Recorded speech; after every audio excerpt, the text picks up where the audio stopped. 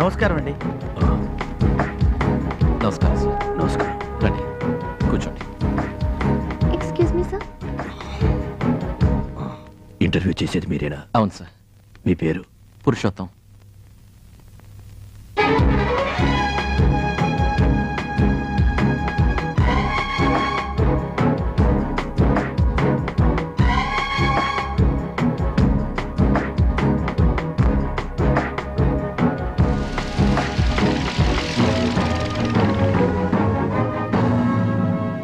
నమస్కారం. ఈరోజు మన ప్రత్యేక అతిథిగా ఇంటర్వ్యూ ఇస్తున్న వారికి మన ఇండియాలో ఎందుకు ప్రపంచంలోనే పరిచయం అవసరం లేదు. నమస్కారం సార్. నమస్కారం. రాష్ట్ర ప్రజలందరూ ఒక్కొక్క ఎన్నికల్లోనూ రాబోయే ముఖ్యమంత్రి వాళ్ళకేదో మంచి చేస్తారనే నమ్మకంతోనే ఓట్లు వేస్తున్నారు. కానీ చివరికి వాళ్ళకి మిగిలేది మోసం, అసంతృప్తి. ఇది మీ ప్రభుత్వము చేసింది. దీనికి మీ సమాధానం ఏంటి సార్? ఏంటి మీరనేది? ఇంటింటికి కలర్ టీవీ, పల్లె పల్లెకు డిష్ యాంటెనా, సందు సందుకు ఎస్టీడీ బూతులు అంటున్నారు, ఇంటర్నెట్లు అంటున్నారు. అందరూ టూ వీలర్స్ లో వెళ్తున్నారు. నగల కొట్లలోనూ బట్టల కొట్లలోనూ జనం క్యూలో నిలబడి కొంటున్నారు. సినిమాకి వెళ్తున్నారు, ఫాస్ట్ ఫుడ్స్ తింటున్నారు. అంతవరకు ఎందుకు? అందరూ చెప్పులు వేసుకుంటున్నారు, వాచీలు కట్టుకుంటున్నారు. ప్రజల జీవన స్థాయి పెరిగిపోయింది. గత 15 ఏళ్లుగా పేదరికంతో, పస్తులతో ఎవడైనా చచ్చినట్టు వార్తలు వచ్చాయో చెప్పండి. సార్, మీరు చెప్పిన విధంగా నగల కొట్టు దగ్గర ఏ రైతు నిల్చోవడం లేదు. ఏ కూలీవాడు ఫాస్ట్ ఫుడ్ తినడం లేదు. అడ్డదారిలో సంపాదించిన వాళ్ళు లంచం తీసుకుంటున్న వాళ్ళే మీరు చెప్పిన ఈ సుఖాలన్నీ అనుభవిస్తున్నారు. ఉన్నవాళ్ళు ఇంకా గొప్పవాళ్ళు అవుతున్నారు, లేని వాళ్ళు ఇంకా నిరుపేదలు అవుతున్నారు. బస్సుల్లోనూ రైళ్లలోనూ నలుగుతున్నారు. ప్రజల కిరసనాయిల కోసం, బియ్యం కోసం గంటల తరబడి క్యూలో నిల్చుంటున్నారు. ఉచిత భోజనం కోసమే పిల్లల్ని స్కూల్లో చేర్పిస్తున్నారు. సార్, మన పిల్లలు ఇంకా రోడ్ల మీద అడుక్కుంటూనే ఉన్నారు కదా సార్. ఆరోపణలు చేసేవాళ్ళు చేస్తూనే ఉంటారు. చూడండి, నేను పదవిలోకి వచ్చిన తర్వాత విద్యావంతుల సంఖ్య 46% పెరిగింది.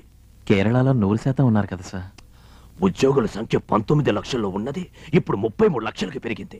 కాంస్య పథకం తీసుకున్న వాడికన్నా స్వర్ణ పథకం తీసుకున్న వాడికే గౌరవం ఎక్కువ కదా సార్. సరే, నిరుపేదల సంఖ్య గతంలో 35% ఉన్నది ఇప్పుడు 27%కి వచ్చింది. కానీ ఇవాళకి మన పల్లెల్లో ఒక వ్యక్తి యొక్క ఒక రోజు సరాసరి సంపాదన 3 రూపాయలే కదా సార్. చూడండి, సర్వే వివరాలు సరిగ్గా తెలుసుకుని మాట్లాడాలి. ఓకే, ఒక నిమిషం సార్.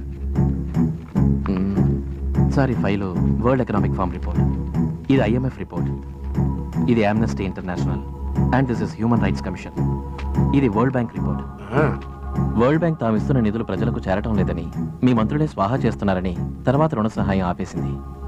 అది మీకు తెలీదు మిస్టర్. వరల్డ్ బ్యాంక్ మన రాష్ట్రాన్ని వాళ్ళకి తాకట్టు పెట్టాలన్నట్టు 1000 కండిషన్లు పెట్టింది. అదేంటండి, కొంచెం వివరంగా చెప్తారా?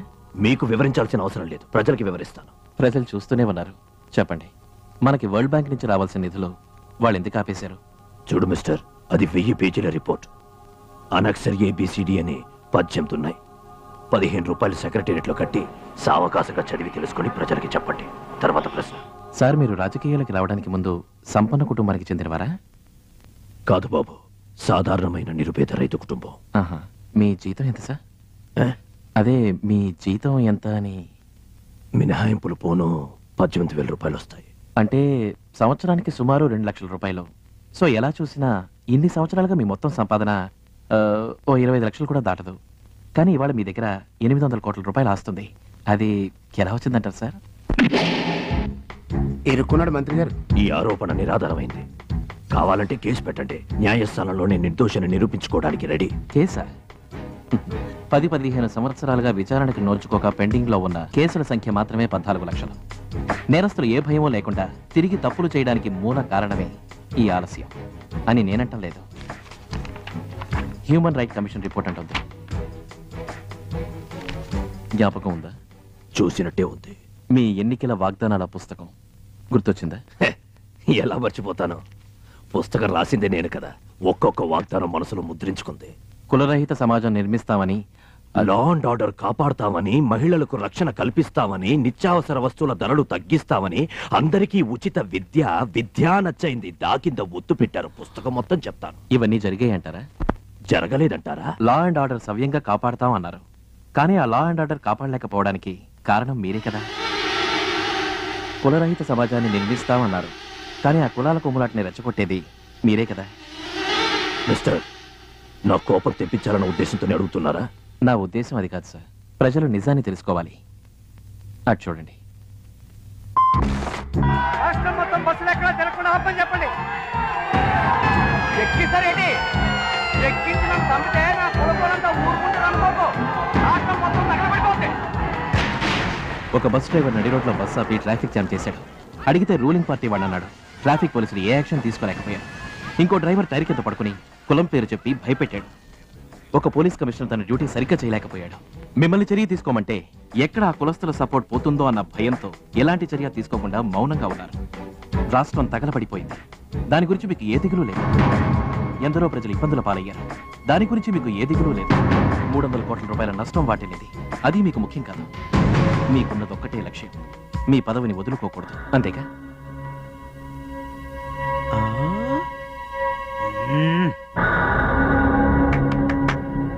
ఇలా ఇంటర్వ్యూని అడ్డం పెట్టుకుని మీరు పేరు సంపాదించడం కోసం ఏ ఆధారం లేకుండా మాట్లాడకూడదు. నేనా?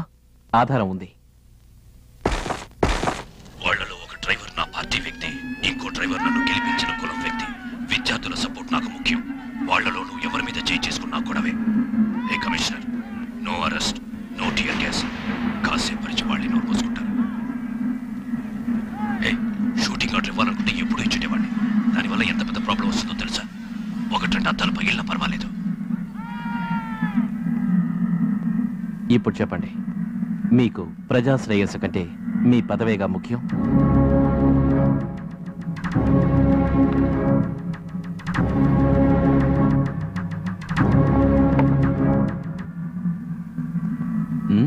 చెప్పండి. అయ్యో అవుట్. What's going on? సోదరి గారు గాలి తీశాడు.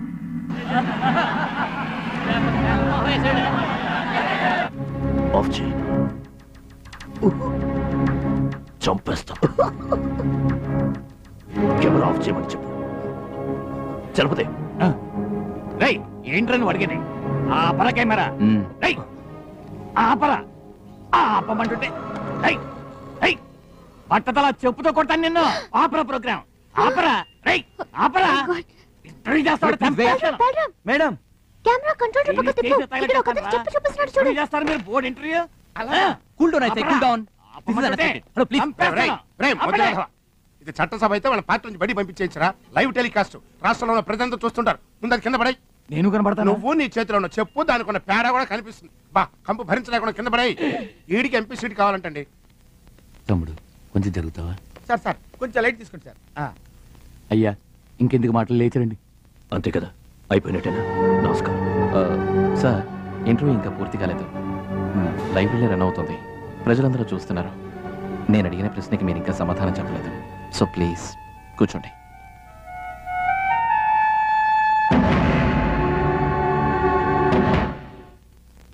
చక్కగా డబ్బింగ్ చేసుకొచ్చారు. నాకు మళ్ళీ గొంతున్న వాడిని ఎవరినో తీసుకొచ్చి డబ్ చేసి ప్రజల మనసుని చెడగొట్టాలని చూస్తున్నారు. దీనికి సమాధానం చెప్పాల్సిన అవసరం నాకు లేదు. ఆ గొడవల్ని షూట్ చేసిన వాడిని నేనే. ఓహో, అపోజిషన్ పార్టీ వాళ్ళ దగ్గర ఎంత తీసుకున్నావు? ఇంత క్రితం అపోజిషన్ గా ఉన్నప్పుడు మీరెంత ఇచ్చారు? ఏమయ్యా, చేతిలో మైకు శాటిలైట్ టీవీ ఉందని ఓ కోట్ వేసుకుని ఇష్టం వచ్చినట్టు అడిగితే నేను నీకు సమాధానం చెప్పాలంటావా? సమాధానం చెప్పాల్సిన బాధ్యత మీకుంది. అందుకే 7 కోట్ల మంది మిమ్మల్ని ఎన్నుకున్నారు. సీఎం పదవి అంటే ఏమిటో అసలు తెలుసా నీకు? జీవితంలో ఒక్క రోజైనా సీఎం ఆఫీస్ గడప తొక్కావా నువ్వు? వచ్చి చూడు, ఒక రోజుకి ఎంతమంది వచ్చి నన్ను కలుస్తారు. ఎన్ని సందేహాలు, ఎన్ని కన్నీళ్లు, ఎన్ని కృతజ్ఞతలు, ఎన్ని నిరసనలు, ఎన్ని పూలదండలు, ఎన్ని బందులు, ఎన్ని చిక్కులు, ఎన్ని టెన్షన్లు కూర్చున్న వాడికేనయ్యా తెలిసేది. ఏదైనా విన్నామా చేశామా అన్నట్టు ఉండకూడదు. ఒక గొడవ జరిగితే దాని మూలం ఏమిటో తెలుసుకుని రేపు ఎవరికి ఏ ఇబ్బందులు కలగని విధంగా నిర్ణయం తీసుకోవాలి. అదే నేను చేసింది. సులభంగా పరిష్కరించాల్సిన సమస్యని మీ స్వలాభం కోసం పెద్ద సమస్యను చేసి ఇప్పుడు కప్పగెత్తులేస్తున్నారే. మంటల్లో చేతులు పెడితే కాల్తాయంటున్నాను. నీకర్థం కాలా? నువ్వు పెట్టి చూడు, అప్పుడు తెలుస్తుంది. ఒక్కరోజు సీఎంగా ఉండి చూడు, అప్పుడు అర్థమవుతుంది. ఇది సరైన సమాధానం కాదే. నేనేమిటి మీ సీట్లో కూర్చోడం ఏమిటి? ఇది వింటానికి బాగుండొచ్చు, కానీ జరిగే పని కాదు. జరుగుతుంది. రాజకీయ చట్టంలో దీనికి అవకాశం ఉంది. చిన్న ఆర్డినెన్స్ వేద్దాం. ఒక్కరోజు ఉండవయ్యా. నేనా? మీరు జోక్ చేస్తున్నారు. నేను సీరియస్ గానే అంటున్నాను. ఒక్కరోజు నువ్వు నా కుర్చీలో కూర్చొని చూడు. నా కుర్చీ ఒక ముళ్ళ పాన్పని, నా పదవి ఒక ముళ్ళ కిరీటం అని నువ్వే తెలుసుకుంటావు. దాంతో ఏం చెయ్యొచ్చో ఏం చెయ్యకూడదో నీకు అప్పుడు అర్థమవుతుంది. ఆ తర్వాత ముఖ్యమంత్రి పదవి ఎంత కష్టమైందో నువ్వే నా ప్రజలకి చెప్పచ్చు.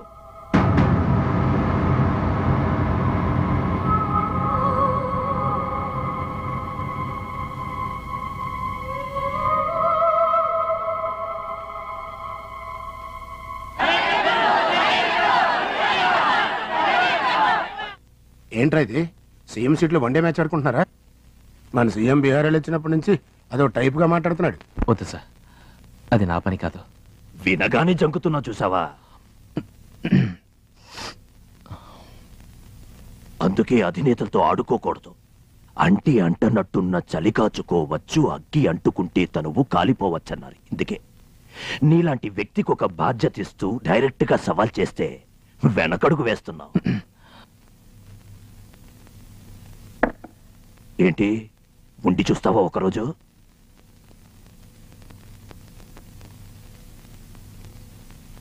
లైవ్ రిలే రన్ అవుతుంది మిస్టర్. ప్రజలు చూస్తున్నారు. సమాధానం చెప్పండి. లేదంటే ఇంటర్వ్యూ ఆపేద్దామా? సరే సార్, ఇది సాధ్యమైతే నేను సిద్ధమే. ఒక్కరోజు నీ పదవిలో ఉండి చూస్తాను.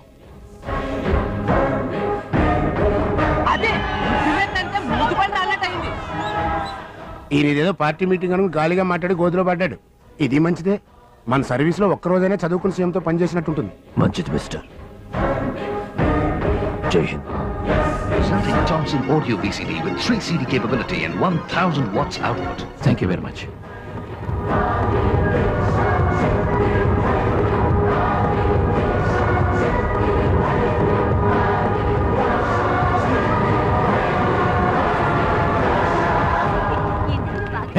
జరగండి. అతర కొట్టేసావయ్యా. పురుషోత్తం అద్దర కొట్టేశావు. నువ్వు సామాన్యుడు కాదు. Congrats.